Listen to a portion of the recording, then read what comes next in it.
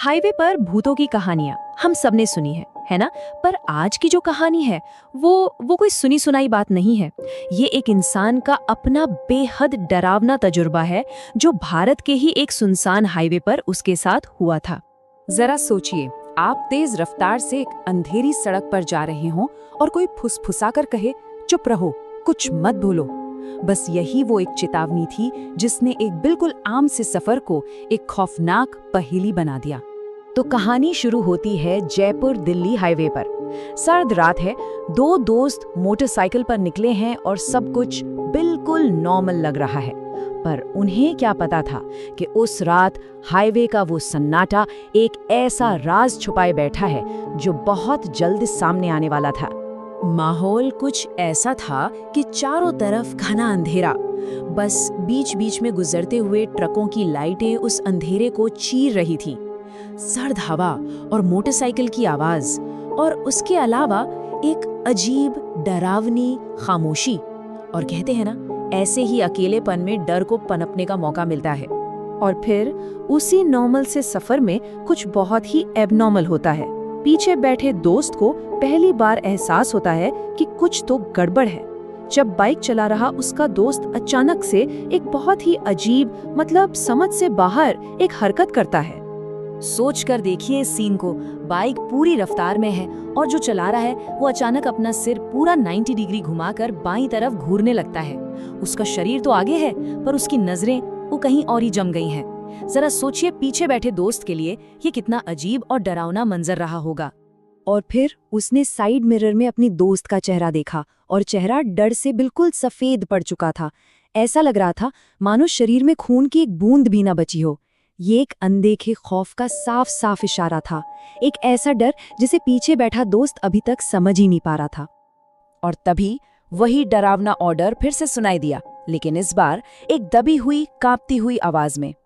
बस इस एक लाइन ने उस रहस्य को और भी गहरा कर दिया और पीछे बैठे दोस्त की बेचैनी को एकदम टॉप पर पहुंचा दिया।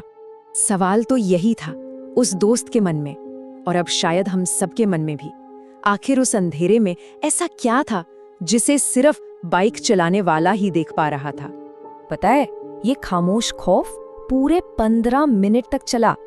सुनने में 15 मिनट शायद ज्यादा न लगे, लेकिन जरा उस टेंशन को इमेजिन कीजिए, जब एक दोस्त किसी अनदेखी चीज को घूरता रहे और दूसरा कुछ पूछ भी नहीं सकता। वो 15 मिनट किसी सदी से कम नहीं लगे होंगे। उस भयानक खामोशी के बाद वो अचानक एक रोशनी से जगमगाते मंदिर के पास जाकर रुकते हैं। वो जगह उस अंधेरे में एक उम्मीद की किरण जैसी थी, एक सेफ जगह। पर उन्हें ये अंदाजा भी नहीं था कि यहाँ उनका सामना एक ऐसे रहस्यमयी इशारे से होने वाला है जो उनके डर को सच साबित कर देगा। और फिर जो हुआ वो सच में हैरान करने वाला था। इससे पहले कि वो दोनों कुछ कह पाते, मंदिर में बैठे एक बुजुर्ग ने उनसे पूछा, उसे देखा है ना? ये सवाल इस बात का पहला सबूत था कि जो ड्राइवर ने देखा वो उसका वहम नहीं था, कोई और भी उसे जानता था।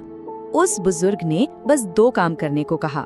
पहला, मंदिर में माथा टेको, और दूसरा, फिर अपने रास्ते पर आगे बढ़ जाओ। उसकी सलाह में ही एक छिपा हुआ डर था कि वो जो भी था, इस हाईवे पर कोई नई बात नहीं थी। तो चलिए अब कहानी अगली सुबह पर आती है। दोनों दोस्त दिल्ली पहुंच चुके हैं, सेफ हैं, और अब जाकर बाइक चलाने वाले दोस्त में हिम्मत आती है ये बताने की कि उस रात उसने असल में क्या देखा था। उसने बताया, मैंने एक औरत को देखा दुल्हन के कपड़ों में। वो हमारी बाइक के ठीक बगल में साथ साथ भाग रही थी और लगातार मेरा चेहरा घूर रही थी। ये था उस कहानी का दिल दहला देने वाला सच। मतलब जो उसने देखा वो कोई इंसान तो हो ही नहीं सकता था। एक दुल्हन जिसके चेहरे पर कोई एक्सप्रेशन नहीं था, बिल्कुल भावहीन। उसकी आंखें बिना पलक झपकाए सिर्फ उसी को घूर रही थीं। और सबसे डरावनी बात, उसके पैर जमीन पर थे ही नहीं, वो हवा में तैर रही थी। 10 मिनट से भी ज्यादा। जरा सोचिए, 10 मिनट तक मौत को अपने ठीक बगल में तैरते हुए देखना और साथ में तेज रफ्तार बाइक भी संभालना। उस ड्राइवर ने वो पल कैसे गुजारे होंगे, इसकी हम कल्पना ही कर सकते हैं। और शायद इस पूरी घटना का सबसे खौफनाक पहलू यही है एक ही बाइक पर दो लोग बैठे हैं, लेकिन दोनों बिल्कुल अलग अलग हकीकत जी रहे हैं। इससे पता चलता है कि ये अनुभव कितना पर्सनल और कितना टारगेटेड था। पर ये कहानी सिर्फ उस रात के डर पर खत्म नहीं होती। उस एक अनुभव ने कहानी सुनाने वाले पर एक ऐसी गहरी छाप छोड़ी है जो आज तक नहीं मिटी। और पता है, यही इस कहानी का सबसे जरूरी हिस्सा है। जब कोई डरावनी कहानी किसी अजनबी से नहीं बल्कि किसी अपने से सुनने को मिलती है तो उसे नकारना लगभग नामुमकिन हो जाता है। यही वो पर्सनल कनेक्शन है जो यकीन को और पक्का कर देता है। और वो बताते हैं कि आज भी जब भी वो किसी डरावनी सिचुएशन में होते हैं तो उस दुल्हन का चेहरा उनकी आंखों के सामने फिर से आ जाता है।